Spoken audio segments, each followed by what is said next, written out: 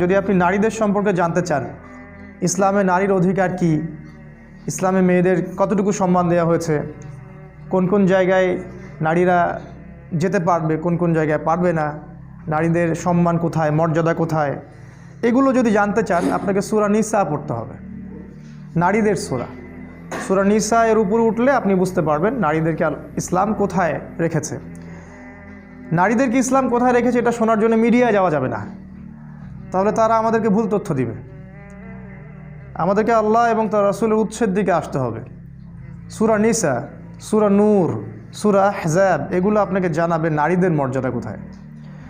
আবার আপনি যদি জিহাদ সম্পর্কে জানতে চান, ইসলামে জিহাদ কি, কেন করতে হয়, কার বিরুদ্ধে করতে হয়, কখন করতে হয়, আপনাকে পড়তে হবে সূরাতুত তাওবা। সূরাতুত তাওবা। আপনি যদি জানতে চান রাষ্ট্রের পররাষ্ট্রনীতি কেমন হবে, রাষ্ট্রের সংবিধান কেমন হবে, কিভাবে আমরা দেশ চালাবো, আপনাকে সূরা পড়তে হবে সূরা আনফাল। আপনি যদি হিস্ট্রি পড়তে চান, ইতিহাস, একদম ইতিহাস আদম আলাইহিস সালাম থেকে শুরু করে মুহাম্মদ সাল্লাল্লাহু আলাইহি ওয়াসাল্লাম পর্যন্ত আপনাকে এই পুরো ইতিহাস পড়তে হলে পড়তে হবে সূরা হুদ, সূরা শুআরা, এই সূরাগুলো পড়তে হবে। যদি জানতে চান বনু ইসরাইলদের সম্পর্কে পড়তে হবে সূরা বনী ইসরাইল। যদি জানতে চান শেষ জামানায় আপনি কিভাবে চলবেন তাহলে পড়তে হবে সূরা কাহফ। এরকম এক একটা সূরা আপনাকে এক একটা রেজাল্ট দিবে। যদি আপনি উপন্যাস পড়তে পছন্দ করেন তাহলে আপনাকে পড়তে হবে সূরা ইউসুফ, সবচেয়ে সেরা উপন্যাস। এরকম সূরাতুল আসর, আসর মানে সময়, ইতিহাসের শুরু থেকে নিয়ে কিয়ামত পর্যন্ত এই সময়ে সময়ে কারা সফল আর কারা ব্যর্থ এটা জানতে হলে আপনাকে সূরা আসর পড়তে হবে। ইতিহাসের শুরু থেকে নিয়ে পৃথিবীর শেষ দিন পর্যন্ত কারা ক্ষতির মধ্যে আছে আর কারা ক্ষতি থেকে মুক্ত, এইটা বুঝতে হলে আপনাকে পড়তে হবে সূরাতুল আসর। আর পড়া মানে আমি বুঝাচ্ছি না রিডিং পড়া, পড়া মানে আমি বুঝাচ্ছি লিকাউমি ইয়াতাফাক্কারুন। আল্লাহ পাক বলেছেন কোরআন সেই সম্প্রদায়ের জন্যে যারা চিন্তা ভাবনা গবেষণা করে। কোরআন কোনো সাধারণ মানুষদের জন্য নয়।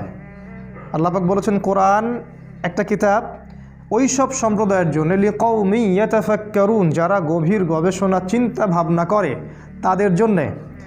কোরআন তাদের জন্য নয় যারা হালুয়া রুটি সেমাই খায় বাসায় গিয়ে ঘুমিয়ে যায়, তাদের জন্য কোরআন নয়। তো আল্লাহ রাব্বুল আলামিন সময়ের একটা সূরা নাজিল করেছেন, সময়ের চূড়া, সময়ের সূরা, টাইম, এর উপরে উঠবেন, অতীতকে দেখতে পারবেন, ভবিষ্যৎকে দেখতে পারবেন, বর্তমানকে দেখতে পারবেন। তাহলে উঠতে হবে সূরা আসরের উপরে। শুরু করি বিসমিল্লাহির রহমানির রহিম। আল্লাহ পাক বলেছেন ওয়াল আসরি। ওয়াও মানে হচ্ছে শপথ, কসম। ওয়াওয়ের দুটো অর্থ হয় আরবিতে, একটা হলো এবং, একটা হলো কসম। কখন এবং কখন কসম?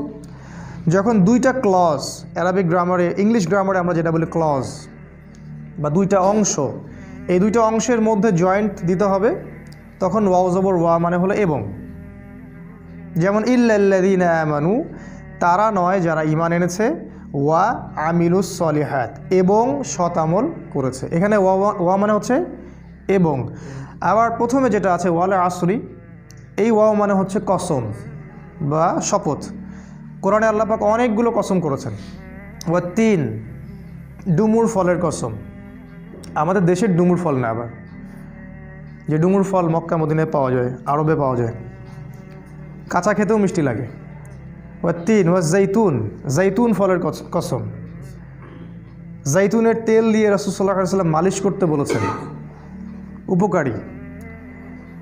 ওয়া তুরি সিনিন, তুর পাহাড়ের কসম, সিনাই পাহাড়ের কসম। এরকম অনেক কসম আছে। ওয়াল লাইল, রাতের কসম। ওয়া দুহা, দ্বীপ্রহরের কসম। ওয়াল ফজর, ফজরের কসম। ফজরের কসম করে আল্লাহ বলেছেন ফজর সকাল, ফজর নিঃশ্বাস ছাড়ে। অসাধারণ একটা আয়াত, ফজর নিঃশ্বাস ছাড়ে। আজকের এডুকেশন সিস্টেম আমাদের এটা বিশ্বাস করবে সকাল নিঃশ্বাস ছাড়ে? কোরআন বলেছে ফজর, ফজরের সময় মালায়েকা চলে আসেন, কেরাত হয় ইমামের, তারা শোনেন, কারা কারা নামাজে আসছেন তারা লিখে রাখেন, আল্লাহর কাছে লিস্টটা নিয়ে যান, নিয়ে গিয়ে দেখান যে ফজরের জামাতে এরা হাজির ছিল। আবার আসরের জামাতে আরেক দল ফেরেশতা আসে, তারা আবার দেখেন আসরের জামাতে কারা কারা আছে, তারা আবার ফজর পর্যন্ত থাকে। কোরআনে সূরা ফজরের মধ্যে শপথ করে বলা হচ্ছে যে ফজর নিঃশ্বাস ছাড়ে।